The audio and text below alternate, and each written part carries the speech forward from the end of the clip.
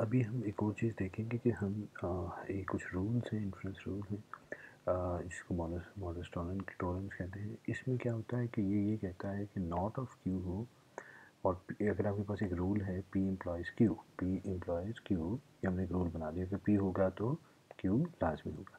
अच्छा, साथ वो आपको नॉलेज बेस में दे देता है नॉट ऑफ क्यू। अच्छा, अब वो क्या कह रहा है कि अगर पी होगा तो क्यू लाजमी होगा, ठीक है। सो साथ वो कह रहा है कि उसने आपको एक और चीज़ बता दी, एक फैक्ट बता दिया, अब वो कह रहा है कि क्यू नहीं है। अच्छा भाई, क्यू नहीं है तो इसका क्या मतलब हुआ?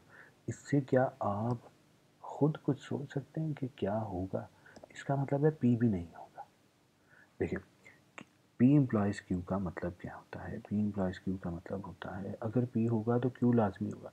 क्यू के होने के बहुत सारे तरीके हो सकते हैं, लेकिन उनमें से एक तरीका क्या है? पी, ठीक है।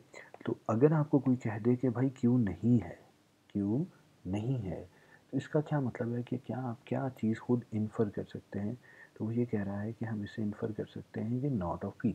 अब मैं अगर इसको एक मिसाल के तौर पे, जो हमने लास्ट क्वेश्चन में भी देखी थी मिसाल, मैं कह रहा हूँ पी, अगर पी का मतलब है अगर बारिश होगी तो ग्राउंड क्यू मीन्स ग्राउंड गीला होगा, ठीक है। अब अगर आपको कोई कह दे कि ग्राउंड गीला नहीं है, अगर ग्राउंड गीला नहीं है तो आपको इसकी गारंटी है कि फिर बारिश भी नहीं हुई, ठीक। अच्छा, अब इस चीज़ को कि ये जो हमने एक रूल बनाया, ये तो अभी हमने लॉजिकली सोच लिया कि ये रूल ठीक है, लेकिन अगर मैं इसी चीज़ को देखना चाहूँ कि ट्रुथ टेबल के थ्रू कि क्या ये वाकई ही मैंने चीज़ ठीक बनाई है कि नहीं, उसका तरीका क्या होता है, उसका तरीका समझ लें। जो ये दो आपने रूल बनाए हैं, दो चीज़ें आपके फैक्ट्स रूल यहाँ पे हैं, इन दोनों को अगर आप एंड करें, और ये जो तीसरी चीज़ आपने इन्फर की है उसको यहाँ पे यूँ लिखते हैं कि दिस एंड दिस, ये दो दो चीज़ें गिवन थी, दिस एंड दिस, और उससे अगर आप ये चीज़ इन्फर कर लें यहाँ पे, तो इसका मतलब होगा कि आंसर ट्रू है। और वो कब होगा? अगर इस पूरी चीज़ का आंसर हमारे पास टोटोलॉजी यानी पूरे कॉलम का आंसर क्या आए? 1 आए, ठीक है। तो इसको अभी हम देखने की कोशिश करते हैं, सॉल्व करते हैं जी, देखते हैं जी। अच्छा, इसमें अगर आप देखिए, ये हमने बनाया पी इम्प्लाइज क्यू, ये हमारे पास आ गया पी इम्प्लाइज क्यू, ठीक है। अब पी इम्प्लाइज क्यू तो हमारे पास गिवन है, ठीक है। इसको मैं यहाँ से ज़रा ख़त्म करता हूँ, ठीक है। अच्छा जी, पी इम्प्लाइज क्यू हमारे पास गिवन है। दूसरी चीज़ हमने क्या फाइंड आउट करनी थी? दूसरी जो उसके अंदर थी, उसने कहा था नॉट ऑफ क्यू। क्या?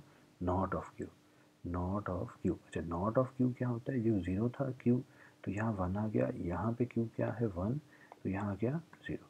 यहाँ पे क्या था? वन, तो ये ज़ीरो था तो यहाँ आ गया वन, और यहाँ वन है तो यहाँ आ गया ज़ीरो। सो ये हमारे पास आ गया नॉट ऑफ क्यू, ठीक है।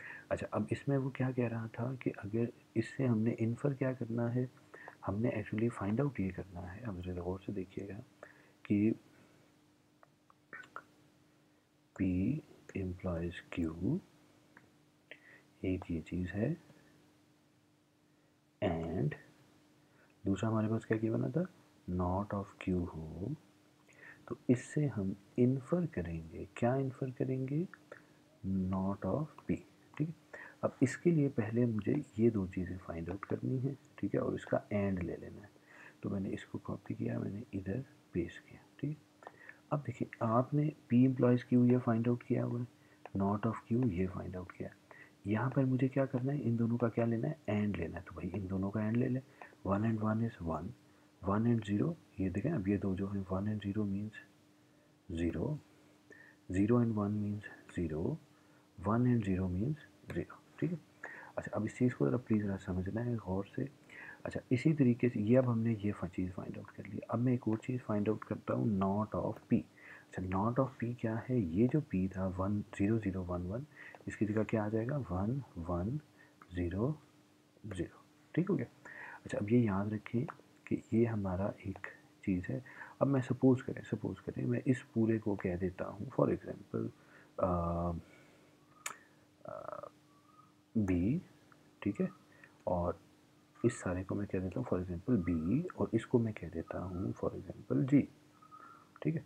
तो जैसे हमने लास्ट एग्जांपल में देखा था, तो मैं इस पूरे को बी कह दूँ, इसको जी कह दूँ, और यहाँ पे मैं लिख रहा हूँ बी इम्प्लॉयज़ जी। तो अगर इस चीज़ को अगर आप गौर से देखें तो this thing is, just think like this कि यार ये this is one thing, right. ये हमारे पास एक चीज़ है, इसको मैं बी कंसिडर कर लेता हूँ। तो जैसे ये मेरे पास है, ये सारा बी आप कंसिडर कर रहे हैं, ठीक है। तो इसी तरह से जो नॉट ऑफ जी है, सॉरी नॉट ऑफ पी है, उसको कंसिडर करें जी, ठीक है। तो वही रूल है ना, मतलब ये आपका लेफ़्ट साइड है, ये राइट साइड है। अगेन इम्प्लॉयज़ वाला रूल अप्लाई करते हैं। इम्प्लॉयज़ का हमने जो रूल सीखा था वो ये सीखा था कि अगर अगर आप दोनों हमारे पास क्या हो, सेम हो, दोनों सेम हो, तो आंसर वन आ जाता है। इन दोनों में भी ज़ीरो ज़ीरो है, यहाँ भी वन आ गया, यहाँ पे भी ज़ीरो ज़ीरो है, तो आंसर वन आ गया। अच्छा, इसमें हमने एक और दूसरी इंपॉर्टेंट बात ये सीखी कि जब सेम ना हो तो जो चीज़ राइट साइड पे होती है वो लिख देते हैं। तो बी इम्प्लॉयज़ जी, या P and P employees Q and not of Q employees not of P, इसमें क्या चीज़ है राइट साइड पे, नॉट ऑफ पी। तो नॉट ऑफ पी में इस रो में क्या है, वन, ये मैंने इधर वन लिख दिया, ठीक है। सो अगर आप देखें कि क्या इस पूरे कॉलम में आंसर वन आया, yes, this is tautology. So tautology क्या है कि अगर आपके पास पूरा कॉलम वन आ जाए तो इसका मतलब है ये ट्रुथ है, ये बिल्कुल सही बात है।